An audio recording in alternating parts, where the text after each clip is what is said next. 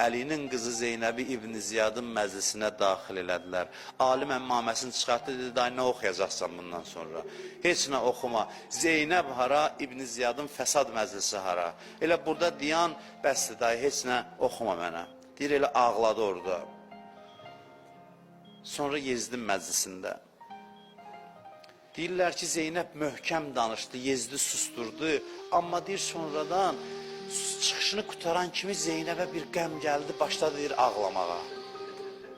Ağlamağa başladı. Görün, bu xanımlar necə hamısı qabiliyyətlidir, hikmətlidir. Deyir, görəndə ki, Zeynəb ağlayır, xanım Rubab tez durdu ayağa ki, diqqət Zeynəbə getməsin. Bu tarixdə var. Gəldi, deyir, teştin içində İmam Hüseynin başına tərəf. Xanım Rubab gəldi. Ağlaya-ağlaya dedi ki, ağlaya-ağlaya dedi ki, fəvəllah mən nəsitu Hüseynən. Hüseyin bil ki, heç zaman bu günləri yaddan çıxartmayacaq. Deyir, Zeynəb başladı ağlamağa ki, Rubab başladı ağlamağa ki, Zeynəbdən diqqəti yayındırsın. İmam Sadiqdən soruşdular, nə qədər göz yaşı tökəcəksiniz? Dedi ki, biz bu saata görə ağlayırıq, bu dəqiqəyə görə ağlayırıq. Hansı dəqiqə? O vaxt ki, Şimr İmam Hüseynin sinəsi üstündə başını kəsirdi. Zeynəb gələndə, İmam Hüseyin deyir, axır saatlarında baxdı, dedi, ya uxta, irceyi iləl fustat, bacı qayıt xeymələrə. Deyir, Hüseynin hələ sözü bitməmişdi, üzün çevirdi, başın bədənindən ayıranda Zeynəb baxırdı, deyir, necə ağlamayaq.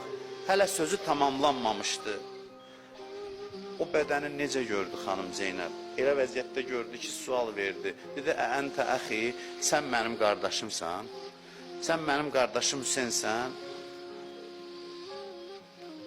Bunu düşmən deyir, bu düşmənin sözüdür. Yezid qoşunundan bir nəfər deyir ki, fəvəllah la ənsa Zeynəb bintə Əli. Deyir, and olsun Allah, heç vaxt yadımdan çıxmayacaq Zeynəbin o vəziyyət. Düşmən deyir.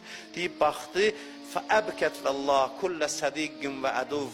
Deyir, Zeynəb düşmən və dostları ağlatdı, hamını ağlatdı. Necə ağlatdı?